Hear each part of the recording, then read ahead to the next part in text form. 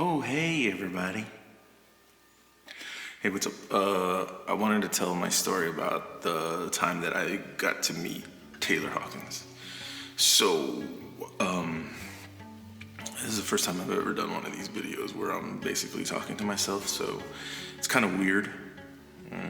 I talk to myself in my personal time, but I just don't take videos of it. But anyway. So there's a handful of people, like celebrities, who have. There's only a handful of celebrities who have died that have made me. I hope that have bummed me out. Basically, I'm pretty dead on the inside. It's a long story, but so. For example, like Kurt Cobain, when I was in high school, when he died, it was pretty crazy. I remember we didn't have cable, and I wasn't even allowed to listen to that kind of music. So I had to, after school, go to my friend's house, and he had MTV, and I just watched MTV pretty much all evening. I think I might even spent the night at his house and watched stuff. Stayed up all night watching stuff, but. So that bummed me out. Chris Cornell's another one, really bummed out, man. That guy was such a great songwriter and beautiful voice. It was pretty sad when he died. And then Taylor Hawkins, and also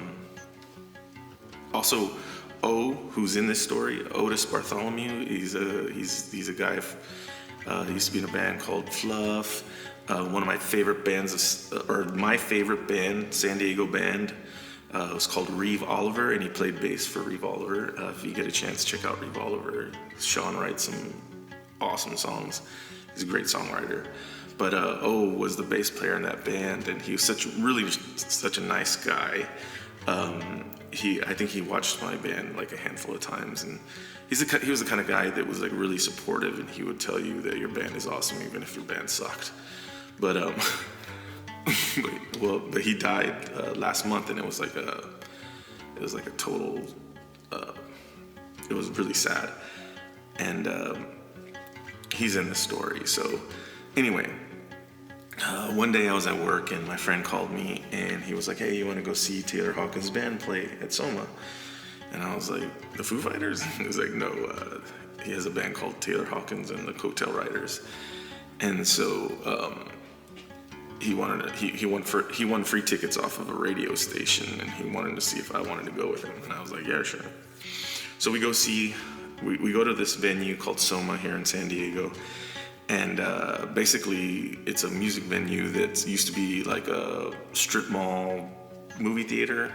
And they just gutted out all the rooms, so it's like a movie theater with a slanted floor, and the stage is where the screen is, and all the seats are taken out, so it's just standing on the floor or whatever. And so we go, and there's not very many people. There's maybe between 30 or 40 people, and including us. And I think more than half of those people were his family members that lived in San Diego, I guess. So.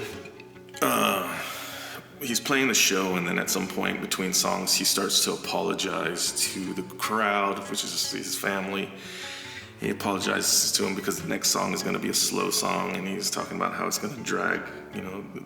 The set kind of drags there at that point, but that they were going to have to play a showcase show for some labels the next day in LA, so he wanted to practice. They wanted to practice the slow song too. So they play the song. It was a good song. I liked the song. And then Then they went back to their other songs, the upbeat, songs or whatever, and they played the show. It was a really good show. And when they finished, the band goes out the back doors into the back part of the venue where all the cool people hang out and all the family members of cool people. And my friend and I would just walk out the front like normal uncool people. So we go, and I went up to the merch booth, and O was at the merch booth because O is at every single show. O was at every single show, almost every night of the week, and multiple shows. One night he was an enigma. He great guy. But so I'm standing there next to O, and I guess O notices me. Like I keep looking at the doors down the hall to see like the people who keep coming in and out to from the band and stuff. And I guess he noticed me looking over in that direction, and he was like, "Hey man, if you want to go meet Taylor, just go out those doors." And I'm not a cool person. I've never been a cool person, so I don't have that confidence, like the confidence it takes to just go places where you're not allowed or you don't belong or whatever. So I just kind of laughed it off or whatever, and he was like, "I'm serious. Just go back there." And then he goes, "Come on," and he like started walking, and I was like, "Oh, I guess I'm gonna go meet Taylor Hawkins." So I started walking behind him, and he made a joke. He was like, "It's just Taylor, man. Like it's not like it's Dave Grohl or anything, you know." And he started laughing, and I started laughing. So then we go through the doors, and there they are, all the cool people. They're all talking to each other, broing out. So eventually I find myself in this like little semicircle of cool people, and like Sesame Street, I was like one of these guys is not like the other, so I was the uncool guy, but I was literally standing right next to Taylor Hawkins. He was standing right next to me, and everybody's catching up because O knows everybody, and he's catching up with the whole crew and everything. And I think I introduced myself to Taylor when I first walked out, and when I first got into that little group, I was like, "Hey, how's it going? My name's Eddie." I was like, I liked your show. It's really good, blah blah blah. And he was like, "Oh, thanks, whatever." He was really really nice guy, whatever. But I'm sure thousands of people have approached him, so it was just like, whatever. So we're standing there, everybody's talking, and I'm trying to think of something like meaningful to say, I'm not really like a starstruck kind of guy, and I wasn't really even starstruck then, but I was like, man, I gotta talk to him. I gotta like connect with him or tell him something just to have that story or whatever it is. Like, I don't know, whatever the stupid motivation is behind something like that. But so I got this brilliant idea where I was like, "Oh, that slow song, right? That slow song." Because I remember when I heard that slow song, I remember it reminded me of somebody, and I knew who it reminded me of the whole time before I mentioned it to him.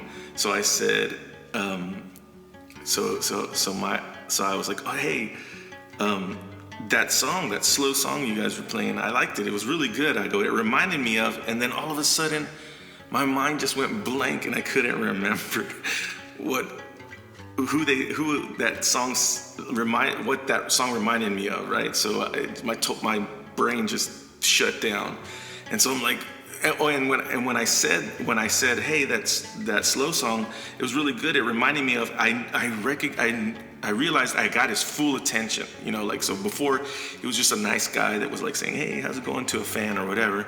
But when I said that, he turned to me and he was really interested in what I was gonna say. He was really interested in who I thought the song reminded me of. And so I have his undivided attention, and I took my mind is blank, and I'm going, it reminded me of, and then all of a sudden it came back to me, and I was like, Bon Jovi. It reminded me of Bon Jovi. and the look on his face has got to be like the most disappointing look I've ever seen. He just looked at me with pure disgust, and he goes, "Ah, shit, man, you're fucking killing me." And then he turns around and he just walks away. I am responsible for getting Taylor Hawkins to leave broing out with his friends. That's how uncool I am. That's how much. This is just this is just one example of how I kind of like sabotage myself over and over again throughout my whole life. But it was funny because when he goes, "Ah, shit, man, you're fucking killing me," and he turned around and walked away, I looked at my friend. I looked at my friend that I came with, and I was like, "What? What? Bon Jovi has some pretty kick-ass songs, man. What the fuck? Like, is it? What? Why did I insult him? Like."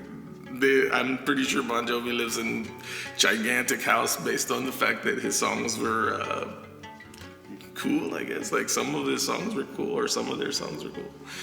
Anyway, like I said, that's just one story from hundreds of stories maybe that I basically kick myself in the balls or put my foot in my mouth or whatever you want to call it, but I sabotage my own self.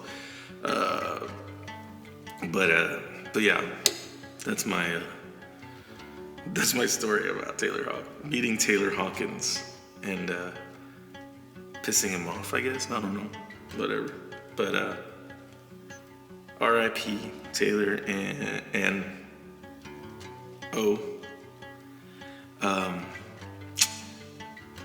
I wish there's some people I wish wouldn't die or do dumb shit to die. And it kind of bums me out that we don't have them anymore. But so that's my story. I don't know. It's kind of a long one, but cheers.